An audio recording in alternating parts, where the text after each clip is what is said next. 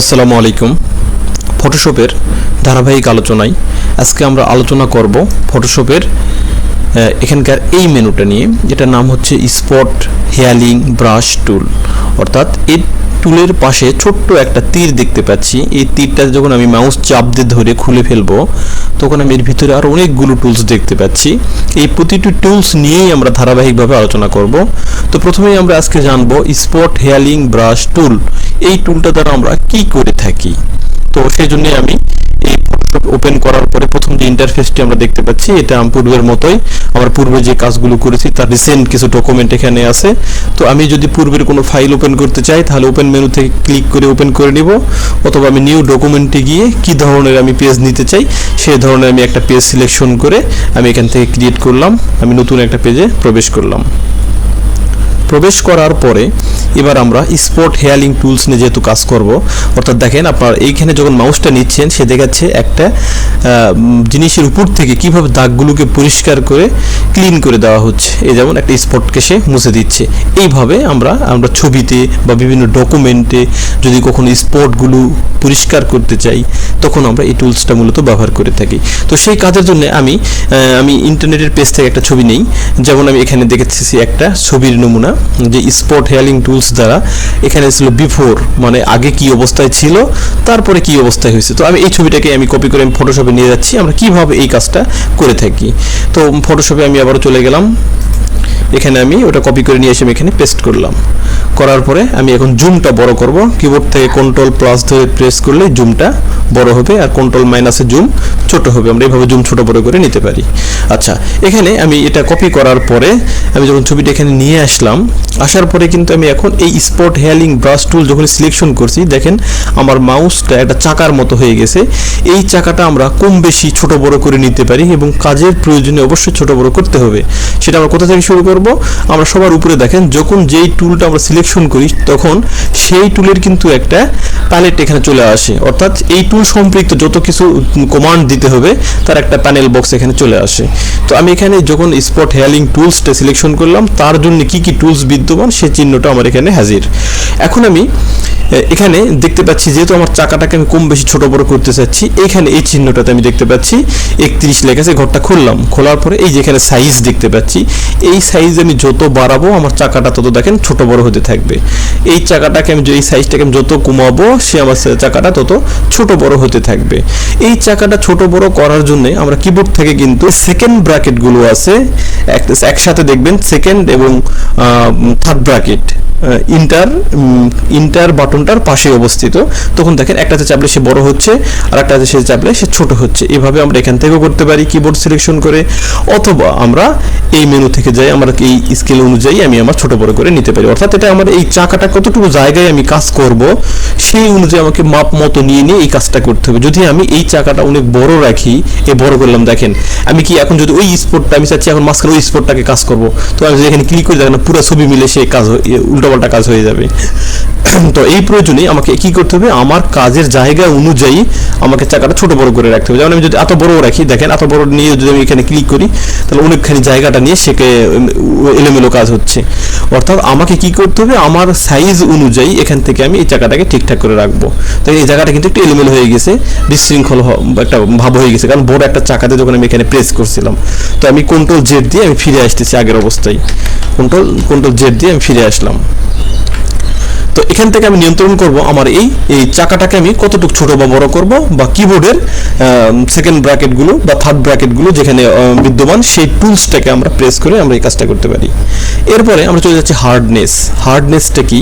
Hardness হচ্ছে এই যে আমি চাকাটা নিয়ে আসলাম, এই চাকাটা যখন আমি এখানে প্রয়োগ করব, যদি আমার হার্ডনেস কম থাকে তাহলে সে কম এরিয়া জুড়ে কাজ করবে, আর হার্ডনেস যদি আমার এখানে 100% থাকে তাহলে সে পুরো এরিয়াটুকু, এই আমার চাকার পুরো এরিয়াটুকু মিলায়ে সে সঠিকভাবে কাজটা করবে। তবে আমরা কাজের ক্ষেত্রে হার্ডনেস মোটামুটি 100% রাখার চেষ্টাই করব, কাজ বুঝে একটু কম বেশি করে নেব।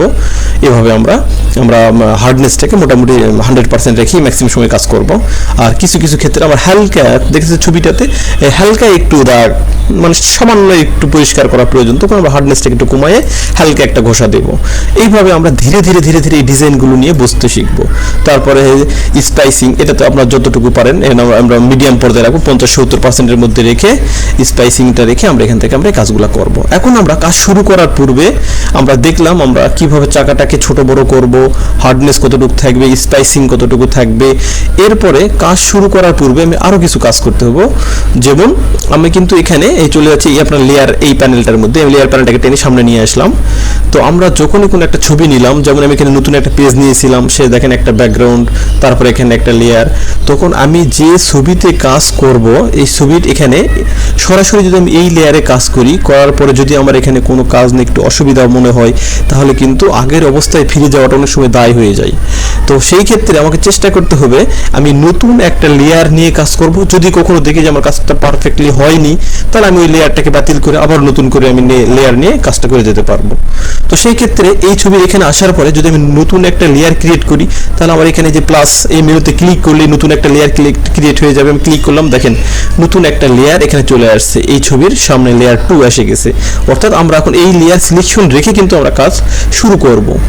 আবার যদি আমি মনে করি এই লেয়ারটাকে ডিলিট করে আমি কিবোর্ডটা ডিলিট করে দিলাম, ইয়েস। তো আমি যদি এখান থেকে এই কমান্ড দিয়ে লেয়ারটা না নিই, তাহলে কিবোর্ডের সাহায্যে Ctrl+Shift+N যদি আমি এখান থেকে প্রেস করি, তাহলে এখানে একটা নিউ লেয়ার অপশন আসবে। এখান থেকে শুধু লেয়ারে চাইলে আপনি কোনো নাম দিতে পারেন, অথবা লেয়ার 2 আপনি এখানে ওকে করলেই নতুন লেয়ারটা চলে আসছে। তাহলে এইভাবে আপনি লেয়ার সিলেকশন করার পরেই কিন্তু কাজটা শুরু করবেন। এখন লেয়ার নেওয়ার পরে আমি এই লেয়ারে ক্লিক করে কাজ শুরু করি, তাহলে কিন্তু আমার মেন ছবিটার মধ্যেই কাজটা হয়ে যাবে। তো আমি লেয়ার 2-তে যাব, লেয়ার 2-তে যাওয়ার পরে আমি আমার কাজটা শুরু করব। এখন আমি দেখেন লেয়ার 2-তে চলে গেলাম। আমরা এই ছবিটাকে আমরা এইরকম বানানোর জন্য এখন কাজটা শুরু করব। তো এই ছবিটাকে এরকম বানানোর জন্য এখানের ভিতরে আরও কিন্তু অনেকগুলো টুলস আছে। তো আমরা প্রথম এই টুলসটা নিয়ে আমরা কাজটা দেখতেছি এটা দ্বারা কতটুকু সম্ভব। তো আমি ক্লিক করলাম, করার পরে আমি যদি ছবিটাকে জুমটাকে একটু বড় করে নেব, Ctrl+ প্রেস করে আমি জুমটাকে বড় করে নেব। তো সাহায্যে আমি অ্যাডজাস্ট করে নিলাম। নেওয়ার পরে দেখেন আমি এটার উপরে যখন আমি ক্লিক করলাম, তো দেখেন ওই জায়গাটা মধ্যে থেকে স্পটটা উঠে গেল। আমি এখানে ক্লিক করলাম, দেখেন ওই স্পটটা উঠে গেল। এভাবে আপনি চাকাটাকে ছোট করবেন, জায়গা মতো নিয়ে একটু বড় করবেন। এভাবে কি করবেন, আর প্রতিটা জায়গার স্পটটাকে এভাবে মুছে দিবেন। এভাবে ছোট বড় করে যেই জায়গাতে যতটুকু প্রয়োজন, বড় করার প্রয়োজন হলে একটু বড় করবেন। এভাবে সেভাবে আমরা ছবিটার চারপাশে ক্লিক করবো, আর এভাবে দাগটাকে এভাবে আমরা তুলে দেব। এভাবে আমরা দাগটাকে আমরা মুছে একবারে ছবিটা ক্লিন করে ফেলবো। দেখেন মোটামুটি তার গালের দাগগুলো কিন্তু সব কিন্তু এভাবে উঠে গেছে। এভাবে আমরা স্পট হেয়ালিং টুলসটা ব্যবহার করে আমরা দাগ মুছবো।